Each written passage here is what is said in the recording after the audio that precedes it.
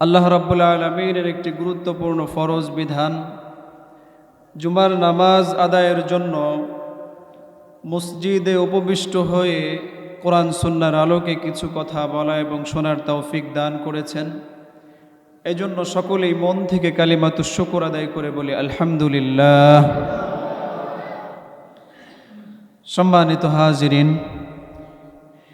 আমরা গত সপ্তাহে শরীয়তের গুরুত্বপূর্ণ একটি বিধান, হজের বিধান, এই বিষয়ে আলোচনা করেছিলাম। কোরআন সুন্নাহ থেকে কিছু কথা আমরা শুনেছিলাম এবং আমরা হাদিসের মাধ্যমে এ কথাও জেনেছিলাম আল্লাহ রাব্বুল আলামিনের পক্ষ থেকে হজের এই বিধানটি প্রত্যেক সামর্থ্যবান মানুষের উপরে জীবনে একবার ফরজ হয় এবং হজ ফরজ হয়ে গেলে, সামর্থ্য হয়ে গেলে তখন বিলম্ব না করা উচিত, বরং যত দ্রুত পারা যায়, যত তাড়াতাড়ি পারা যায় তত তাড়াতাড়ি হজ করে ফেলতে হবে। এটা হলো শরীয়তের দিক নির্দেশনা।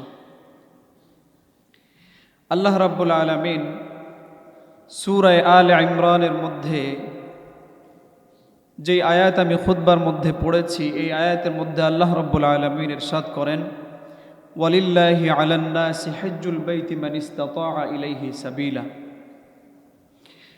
এই আয়াতের মধ্যে আল্লাহ রাব্বুল আলামিন হজ ফরজ হওয়ার যে আদেশ, সেই আদেশ এই আয়াতের মধ্যে করেছেন। আল্লাহ রাব্বুল আলামিন বলেন, যে ব্যক্তির সামর্থ্য আছে সেই ব্যক্তির জন্য, সেই ব্যক্তির উপর আল্লাহ রাব্বুল আলামিনের জন্য হজ করা আবশ্যক। এই আয়াতের মধ্যে বিশেষ একটি ইঙ্গিত রয়েছে। আল্লাহ রাব্বুল আলামিন বলেন, ওয়ালিল্লাহি আলান নাস, মানুষের উপরে আল্লাহ তাআলার জন্য। এর অর্থ হলো খালিস নিয়তে শুধুমাত্র আল্লাহ রাব্বুল আলামিনের জন্য এই বিধানকে পালন করতে হবে। দুনিয়াতে নামডাকের জন্য, শুহরতের জন্য, প্রসিদ্ধির জন্য মানুষ আমাকে হাজী সাহেব বলবে, এই ধরনের কোনো নিয়ত থাকলে এই ইবাদত কবুল হবে না। এজন্য আল্লাহ রাব্বুল আলামিন আয়াতের মধ্যে এই কথাই উল্লেখ করেছেন, স্পষ্ট করেছেন, ওয়ালিল্লাহি আলান নাস, খালিস নিয়তে শুধুমাত্র আল্লাহ রাব্বুল আলামিনের জন্যই হতে হবে। যদি নিয়তের মধ্যে গড়মিল হয়ে যায় তাহলে এই ইবাদত কবুল হবে না। তো হজের বিধান, এটি আল্লাহ রাব্বুল আলামিনের পক্ষ থেকে আমাদের জন্য আদেশ, আমাদেরকে মানতেই হবে। আল্লাহ রাব্বুল আলামিন আমাদের স্রষ্টা, আমাদের মালিক, আমাদের খালিক। তিনি যে আদেশ করেন সেই আদেশ আমাকে পালন করতেই হবে। পাশাপাশি যদি আল্লাহ রাব্বুল আলামিন এই আদেশ পালন করার পরে আমাদের জন্য ফজিলত রেখে দেন, সেটা তো আমাদের জন্য অনেক বড় পাওয়া। কি বলেন? আল্লাহ রাব্বুল আলামিনের আদেশ মানতেই হবে। তো যেখানে মানাটা বাধ্যতামূলক, সেই মানার পরে যদি আল্লাহ রাব্বুল আলামিনের পক্ষ থেকে আবার আমাদের জন্য ফজিলত থাকে, তাহলে আমাদের জন্য এটি অনেক বড় পাওয়া। হাদিসে পাকের মধ্যে বুখারী শরীফের 1521 নম্বর হাদিস বর্ণনা করেন হযরত আবু হুরায়রা রাদিয়াল্লাহু আনহু। তিনি বলেন, ক্বালা রাসূলুল্লাহি সাল্লাল্লাহু আলাইহি ওয়াসাল্লাম, হযরত আবু হুরায়রা রাদিয়াল্লাহু আনহু বলেন, পয়গম্বর আরবি সাল্লাল্লাহু আলাইহি ওয়াসাল্লাম ইরশাদ করেন, মান হাজ্জা লিল্লাহি ফালাম ইয়ারফুস ওয়া লাম ইয়াফসুক রাজাআ কায়াউমিন ওয়ালাদাতহু উম্মুহু। আল্লাহর নবী সাল্লাল্লাহু আলাইহি ওয়াসাল্লাম ইরশাদ করেন, যেই ব্যক্তি খালিস নিয়তে শুধুমাত্র আল্লাহ রাব্বুল আলামিনের জন্য হজ করে। আয়াতের মধ্যে আল্লাহ রাব্বুল আলামিন বললেন, ওয়ালিল্লাহি, আল্লাহ তাআলার জন্য খালিস নিয়তে হজ করে। হাদিসের মধ্যে আল্লাহর নবী সাল্লাল্লাহু আলাইহি ওয়াসাল্লাম সেই একই কথা বললেন, মান হাজ্জা লিল্লাহি, যে ব্যক্তি খালিস আল্লাহর জন্য হজ করে। এই হজের মাধ্যমে ফজিলত পাইতে হলে আল্লাহর নবী বলেন, ফালাম ইয়ারফুস ওয়া লাম ইয়াফসুক,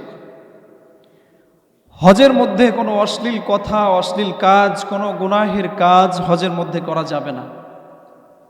তো যে ব্যক্তি এইভাবে হজ করলো, অশ্লীল কথা, অশ্লীল কাজ, এই সমস্ত জিনিস থেকে বিরত থেকে নিয়তকে খালেস করে যে ব্যক্তি হজ করতে পারল, আল্লাহ নবী সাল্লাল্লাহু আলাইহি ওয়াসাল্লাম বলেন, রাজাআ কায়াউমিন ওয়ালাদাতহু উম্মুহু।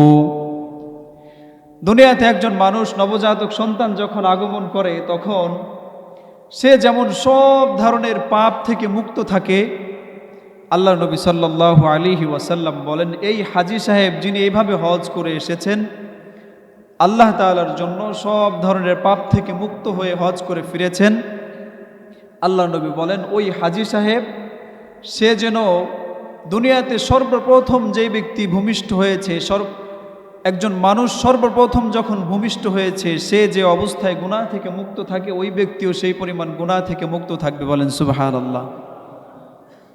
তাহলে বলছিলাম হজের বিধান এটি আমাদেরকে মানতেই হবে, তবে মানার পরে আল্লাহ রাব্বুল আলামিনের পক্ষ থেকে আমাদের জন্য বিশেষ ফজিলত রয়ে গিয়েছে।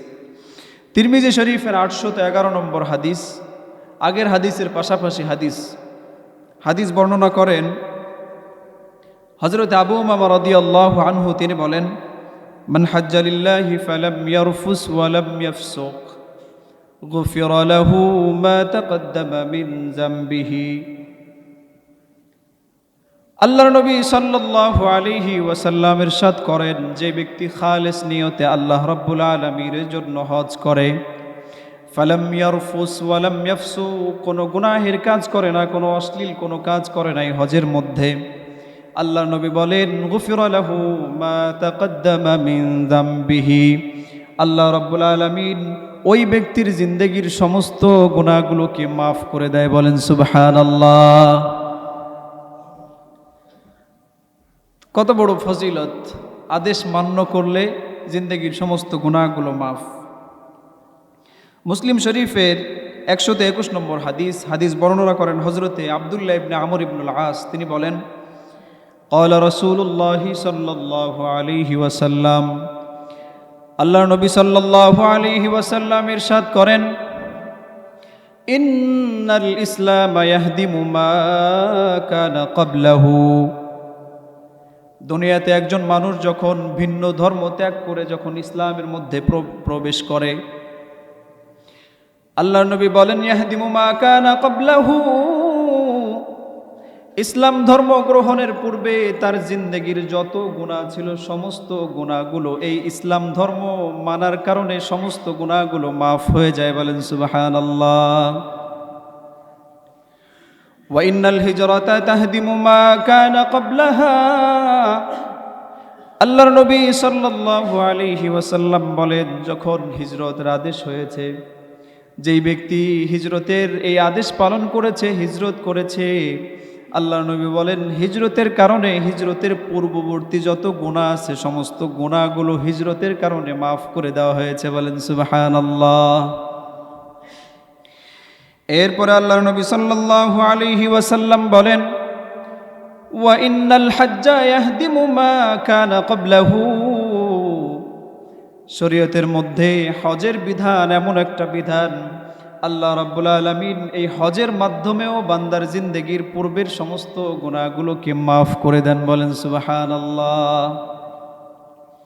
তাহলে কত বড় গুরুত্বপূর্ণ একটি ইবাদত, যে ইবাদতের মাধ্যমে আল্লাহ রাব্বুল আলামিনের পক্ষ থেকে আমাদের জন্য এত ফজিলতের কথা, গুনাহ সমস্ত গুনাহগুলো মাফ করে দেওয়ার কথা, এমনভাবে যেন একজন নবজাতক সন্তান দুনিয়াতে আগমন করেছে, সে যেভাবে সমস্ত পাপ থেকে মুক্ত হয়ে যায়, একজন হাজী সাহেব যখন খালিস আল্লাহর জন্য হজ করে, সেও ওই নবজাতক সন্তানের মতো পাক পবিত্র হয়ে যায়।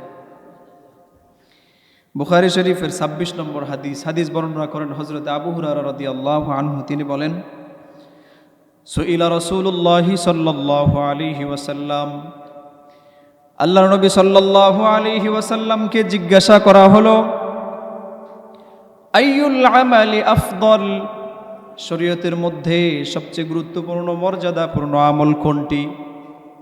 ফাকাল রাসূলুল্লাহ সাল্লাল্লাহু আলাইহি ওয়াসাল্লাম, আল্লাহর নবী সাল্লাল্লাহু আলাইহি ওয়াসাল্লাম জবাব দেন, ঈমানুন বিল্লাহি ওয়া রাসূলিহি, শরীয়তের মধ্যে সবচেয়ে গুরুত্বপূর্ণ ইবাদত হলো আল্লাহ এবং তার রাসূলের প্রতি ঈমান আনয়ন করা, বিশ্বাস স্থাপন করা। এক নম্বর, আল্লাহ এবং তার রাসূলের প্রতি বিশ্বাস স্থাপন করা, ঈমান আনয়ন করা।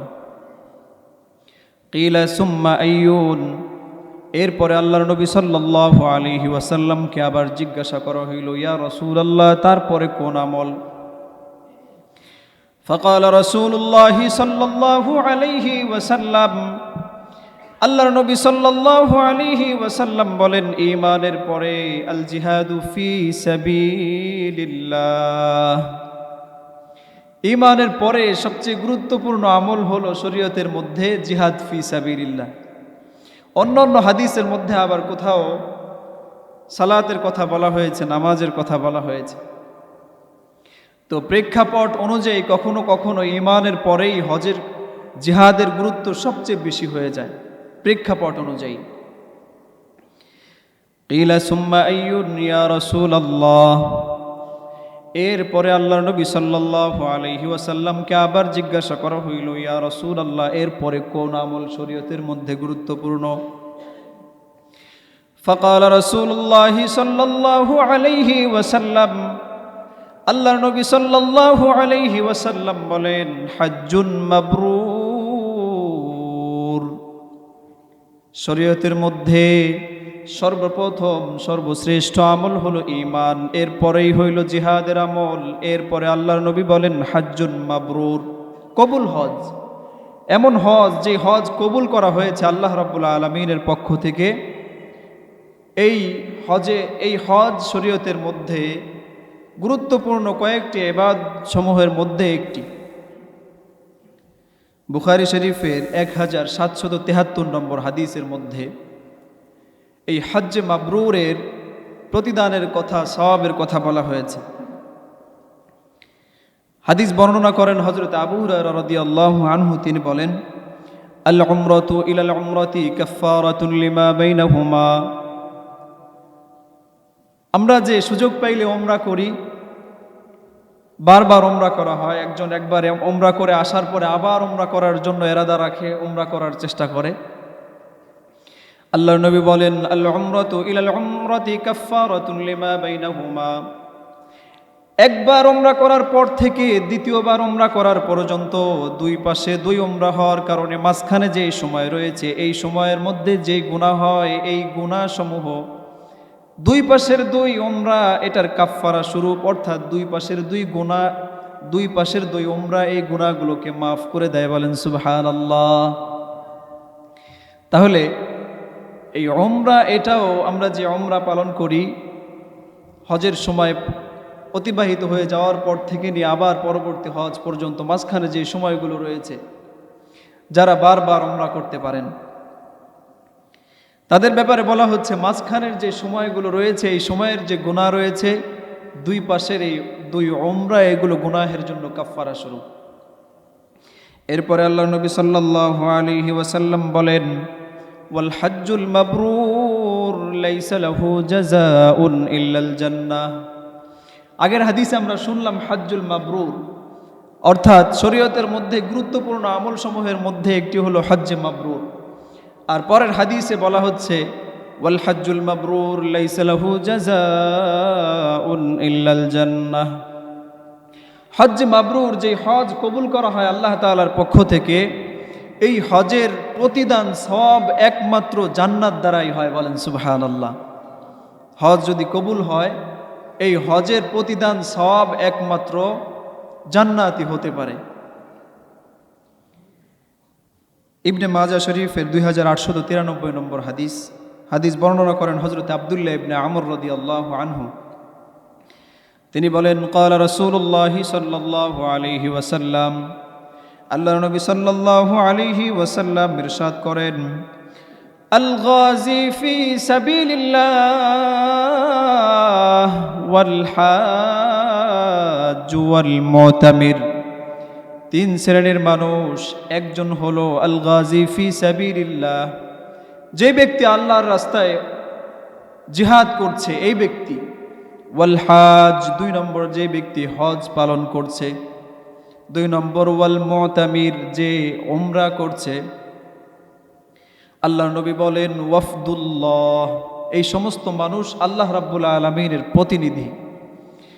ইন দাআহুম আজাবুহু, এই সমস্ত ব্যক্তি যদি আল্লাহ রাব্বুল আলামিনের কাছে দোয়া করেন তাহলে আল্লাহ রাব্বুল আলামিন তাদের দোয়া কবুল করেন। বলেন সুবহানাল্লাহ। ওয়া ইন সাআলুহু আ'তাহুম, এই সমস্ত লোক যদি আল্লাহ রাব্বুল আলামিনের কাছে কোনো জিনিস প্রার্থনা করে আল্লাহ রাব্বুল আলামিন তাদের কাছে তাদেরকে সেই দোয়াগুলো কবুল করে নেন। বলেন সুবহানাল্লাহ। তাহলে 3 শ্রেণীর মানুষের কথা বলা হইল। 1 নম্বর আল গাজী ফি সাবিলিল্লাহ, যে ব্যক্তি জিহাদ করছে আল্লাহর রাস্তায়, যে ব্যক্তি হজ পালন করছে, যে ব্যক্তি উমরা পালন করছে। এই 3 শ্রেণীর মানুষ যখন আল্লাহ রাব্বুল আলামিনের কাছে দোয়া করে তখন আল্লাহ রাব্বুল আলামিন তাদের দোয়াগুলোকে কবুল করে নেন। এই জন্যই যারা হজ পালন করে, যারা উমরা করে, তাদেরকে বিশেষভাবে দোয়ার জন্য নসিহত করা হয়। সেখানে যে মনের যত বাসনা আছে, মনের যত কামনা আছে, সেখানে আপনি প্রকাশ করবেন, তাহলে আল্লাহ রাব্বুল আলামিন সেই দোয়াগুলোকে কবুল করে নেবেন। তো যারা হজ করতে যায় তাদের কাছে আমরা বারবার দোয়া চাই না? হজ করতে যাইতেছেন, সেখানে গিয়ে আমাদের জন্য একটু দোয়া করবেন। হজ করলে তারা যেখানে হজ করবে, যারা হাজী সাহেব, তাদের দোয়া তো আল্লাহ রাব্বুল আলামিন কবুল করবেন।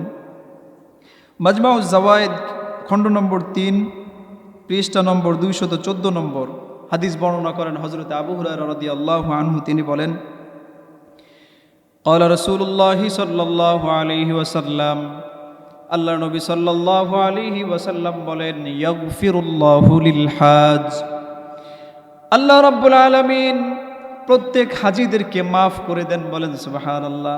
যারা হজ করতে যায় আল্লাহ রাব্বুল আলামিন এই সমস্ত হাজীদেরকে মাফ করে দেন।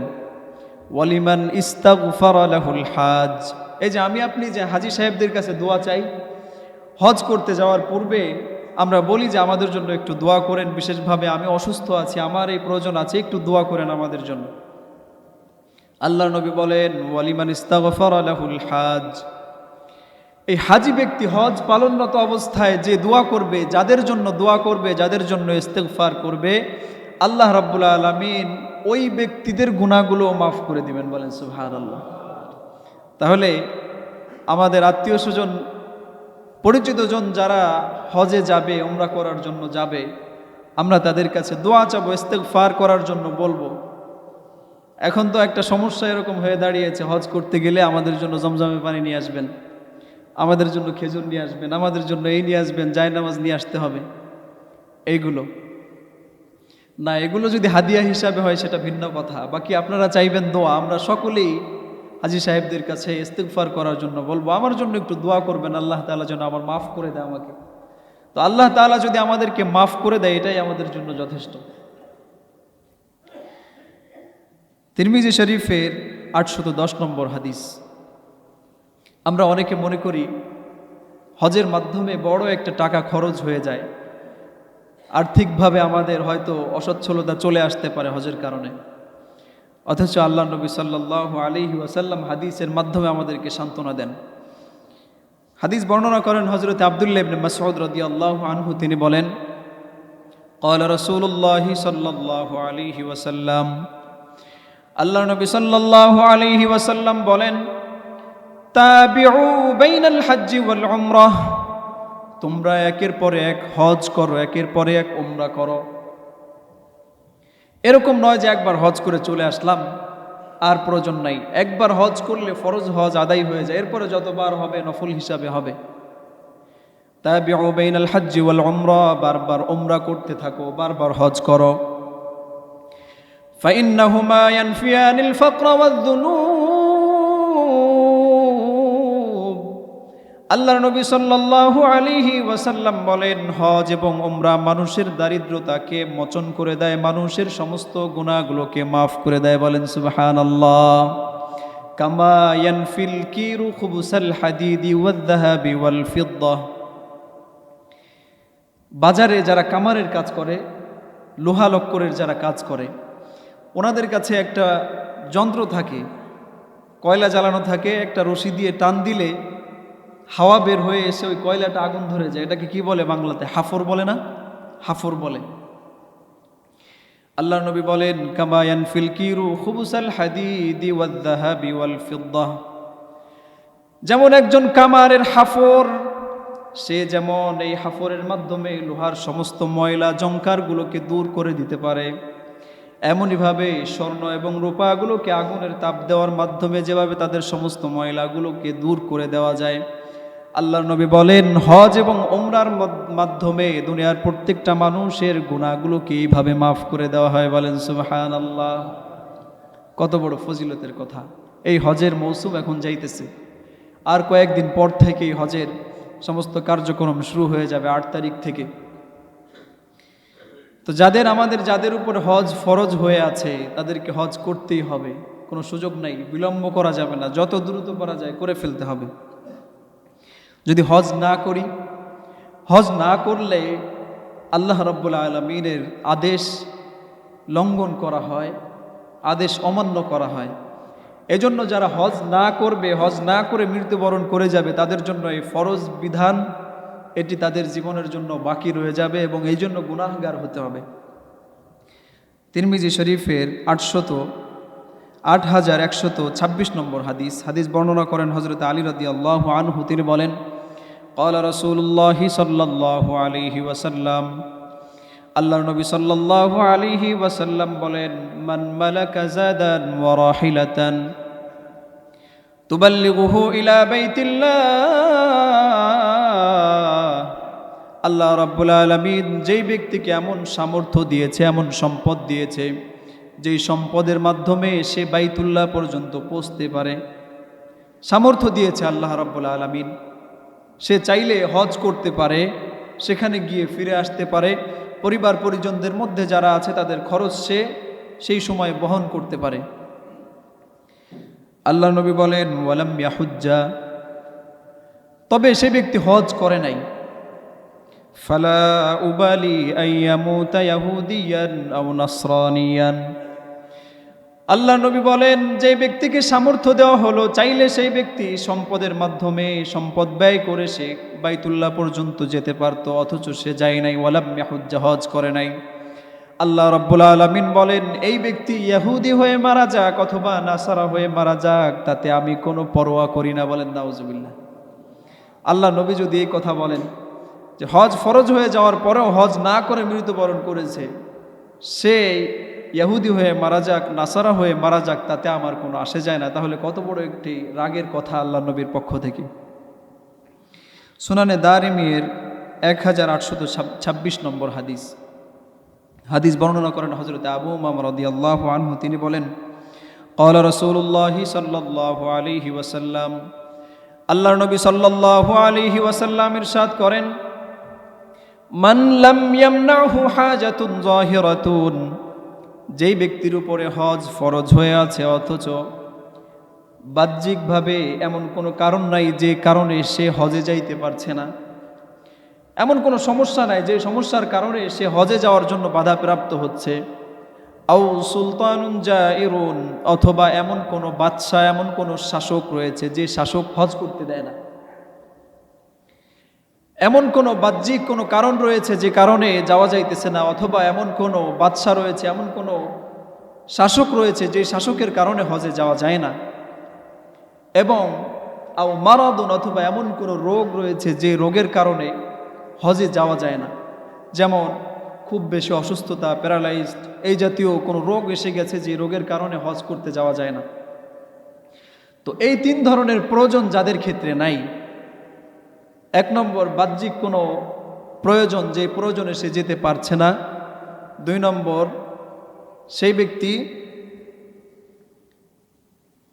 কোনো শাসক এমন রয়েছে যে শাসক তাদেরকে হজ করতে যেতে দেয় না, অথবা এমন কোনো রোগ রয়েছে যে রোগের কারণে হজ করতে যাওয়া যায় না। এই 3 কারণ যদি না পাওয়া যায়, আল্লাহ নবী সাল্লাল্লাহু আলাইহি ওয়াসাল্লাম বলেন, ফামাতা ওয়ালাম ইয়াহুজ্জ, অথচ ওই ব্যক্তি মৃত্যুবরণ করেছে, হজ করে নাই, ফাল্যামুত ইনশা ইয়াহুদিয়ান আও নাসরানিয়ান, ওই একই কথা আল্লাহ নবী বলেন সেই ব্যক্তি নাসারা হয়ে মারা যাক অথবা ইহুদি হয়ে মারা যাক, তাতে আমার কোনো আসে যায় না। বলেন নাউজুবিল্লাহ। তাহলে আল্লাহর নবী যদি ইহুদি নাসারা হয়ে মারা যায় তাদের ব্যাপারে আল্লাহর নবীর কোনো পরোয়া নাই, তাদেরকে নিয়ে আল্লাহর নবীর কোনো চিন্তা নাই। এজন্য যাদের উপরে হজ ফরজ হয়ে আছে, হজের বিধান আবশ্যক হয়ে আছে, জরুরিভাবে যত দ্রুত পারা যায় এটাকে করে ফেলতে হবে, বিলম্ব করার কোনো সুযোগ নাই।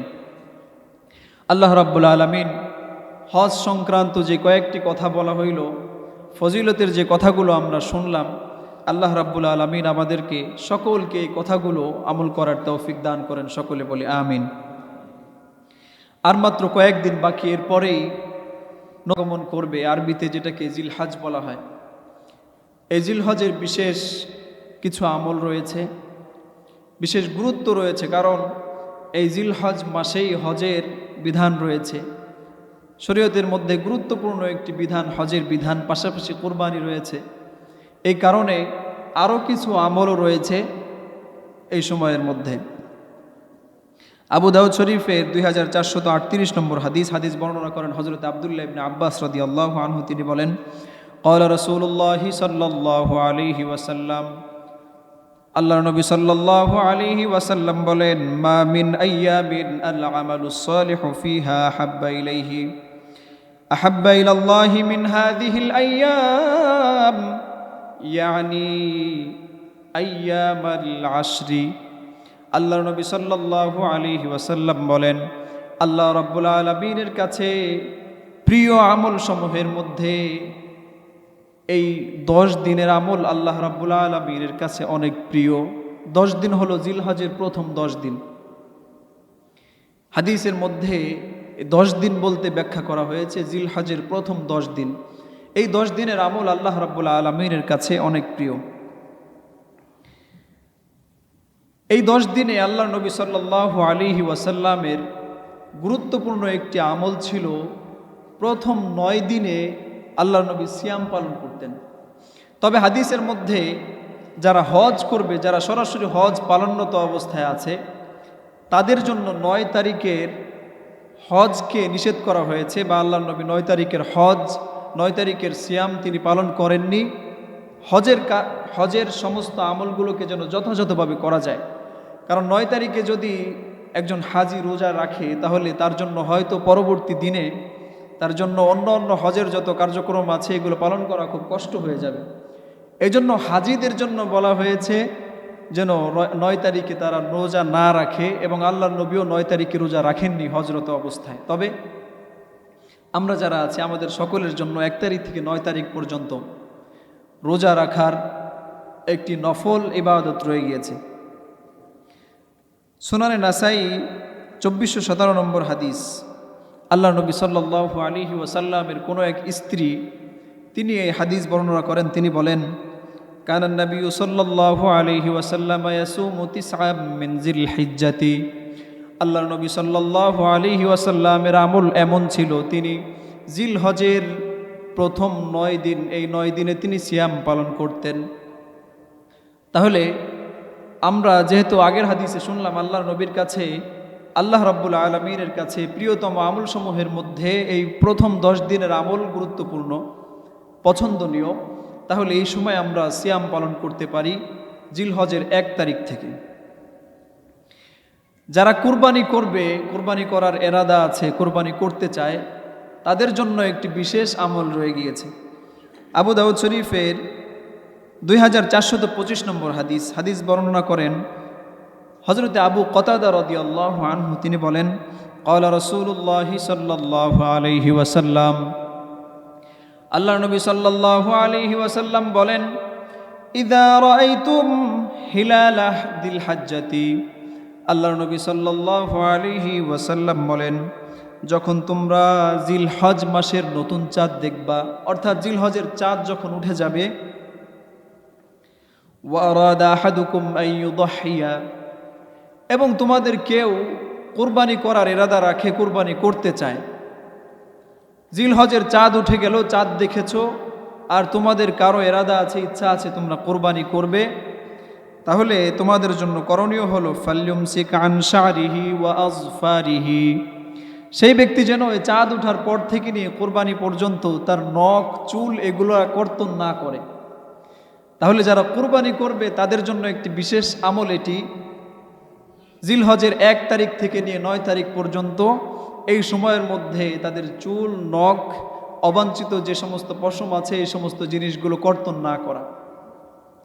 এবং আমাদের সমাজে আরও একটি কথা প্রচলন আছে, যারা কোরবানি করতে না পারবে, যাদের সামর্থ্য নেই, তাদের ব্যাপারেও এরকম একটা কথা প্রচলন আছে যে তারাও যদি জিলহজের 1 তারিখ থেকে 9 তারিখ পর্যন্ত শরীরের কোনো পশম কর্তন না করে, যদি হাতের নখ এগুলো যদি না কাটে, তাহলে একটি কোরবানির সওয়াব পেয়ে যাবে। এই যে কথাটা আছে, এটি যে হাদিসের মধ্যে রয়েছে, এই হাদিসের সনদগত দিক থেকে এই হাদিসের মান দুর্বল, জয়ীফ হাদিস যেটাকে বলে পরিভাষায়। তো এই জন্য তারপরেও এটার উপর আমল করতে কোনো সমস্যা নেই, আমল করা যায়, যেহেতু সহি হাদিসগুলোর মধ্যে এর সমর্থনে আরও হাদিস পাওয়া যায়। যেমন আগের হাদিস আমরা শুনলাম যারা কোরবানি করবে তাদের জন্য, আর এই হাদিসের মধ্যে যারা কোরবানি করার সামর্থ্য রাখে না তাদের জন্য এই সমস্ত জিনিস থেকে বিরত থাকবে।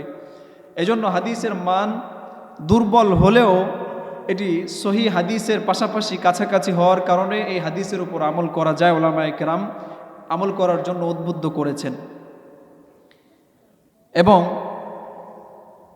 এই সময়গুলোর মধ্যে বেশি বেশি আল্লাহ রাব্বুল আলামিনের কাছে আল্লাহ রাব্বুল আলামিনের জিকির বেশি বেশি করা। কোরআনে কারীমের মধ্যে আল্লাহ রাব্বুল আলামিন বলেন, লিয়াশহাদু মানাফিআ লাহুম ওয়া ইয়াযকুরু ইসমাল্লাহি ফি আইয়ামিন মা'লুমাত। এই সমস্ত দিনগুলোর মধ্যে যেন আল্লাহ রাব্বুল আলামিনের জিকির বেশি বেশি করা হয়। আল্লাহ রাব্বুল আলামিন এই ব্যাপারে ইরশাদ করেন। আরও একটি আমল রয়ে গেছে, সেটি হলো আল্লাহর নবী সাল্লাল্লাহু আলাইহি ওয়াসাল্লাম হাদিসের মধ্যে ইরশাদ করেছেন, আল্লাহ রাব্বুল আলামিনের কাছে জিলহজের প্রথম 10 দিনের আমল খুব বেশি প্রিয়। এজন্য তোমরা এই দিনগুলোতে বেশি বেশি তাকবীর বলো, আল্লাহু আকবার বলো, বেশি বেশি তোমরা তাহলিল বলো, লা ইলাহা ইল্লাল্লাহ পড়ো, বেশি বেশি তোমরা তাহমিদ বলো, আলহামদুলিল্লাহ বলো। হযরত আলী রাদিয়াল্লাহু আনহু, হযরত আব্দুল্লাহ ইবনে আব্বাস, হযরত আব্দুল্লাহ ইবনে ওমর রাদিয়াল্লাহু আনহু, এই সমস্ত সাহাবায়ে কেরাম ওনারা আরাফার দিনের অর্থাৎ 9 তারিখের ফজর থেকে নিয়ে 13 তারিখ আইয়ামে তাশরিকের শেষ যেদিন আসরের নামাজের শেষ পর্যন্ত প্রত্যেক নামাজের পরে এই সমস্ত সাহাবায়ে কেরাম একটি দোয়া পাঠ করতেন, যেই দোয়ার মধ্যে তাকবীর, তাহমিদ এবং তাহলিল রয়ে গিয়েছে। আল্লাহু আকবার, আল্লাহু আকবার, লা ইলাহা ইল্লাল্লাহু, আল্লাহু আকবার, আল্লাহু আকবার ওয়ালিল্লাহিল হামদ। সকলের মুখস্থ আছে না আমাদের? এই দোয়াটা সাহাবায়ে কেরাম পাঠ করতেন। এবং এই ব্যাপারে মাসালা হলো, প্রত্যেক ফরজ নামাজের পরে পুরুষদের জন্য, নারী পুরুষ সকলের জন্য একবার এই দোয়াটা পাঠ করা ওয়াজিব, সকলকে পড়তে হবে। সাহাবায়ে কেরামের আমল এভাবেই ছিল, ওনারা পাঠ করতেন। এজন্য আমরা বিশেষভাবে খেয়াল রাখবো, 9 তারিখ ফজর থেকে নিয়ে 13 তারিখ আইয়ামে তাশরিকের আসর পর্যন্ত মোট 23 ওয়াক্ত হবে। 23 ওয়াক্ত ফরজ নামাজের পরে আমরা এই দোয়াটা পড়বো সকলে ইনশাআল্লাহ। আর হলো আরাফার দিনে অর্থাৎ 9 তারিখে, এই শুধু 9 তারিখের দিনের রোজা আমরা সকলে রাখার চেষ্টা করব। একটি রোজা হাদিসের মধ্যে ইরশাদ হয়েছে, আল্লাহর নবী সাল্লাল্লাহু আলাইহি ওয়াসাল্লাম বলেন, সিয়াম ও আরাফা, আরাফার দিনের সিয়াম অর্থাৎ 9 তারিখের জিলহজের 9 তারিখের সিয়াম, আল্লাহর নবী বলেন, আহতাসিবু আলাল্লাহি আন ইউকাফফিরা সানাতাল্লাতী ক্বাবলাহু ওয়াস সানাতাল্লাতী বা'দাহু। আল্লাহর নবী বলেন, আমি আল্লাহ তাআলার কাছে এই আশা রাখি, আল্লাহ রাব্বুল আলামিন আরাফার দিনের একটি রোজা পালন করার মাধ্যমে পূর্বের এবং পরবর্তী 1 বছরের জীবনের গুনাহ মাফ করে দিবেন। বলেন সুবহানাল্লাহ। তাহলে এই একটি দিনে বিশেষভাবে আমরা সকলেই চেষ্টা করব যেন আমরা সিয়াম পালন করতে পারি। আল্লাহ রাব্বুল আলামিন যে কথাগুলো বলা হইল, শোনা হইল, আমাদের সকলকে বুঝে সেই অনুযায়ী আমল করার তৌফিক দান করেন। ওয়া আখিরু দাওয়ানা আলহামদুলিল্লাহি রাব্বিল আলামিন। যারা সুন্নাত পড়ে নেই 4 রাকাত ক্বাবলা জুমা পড়ে নেই।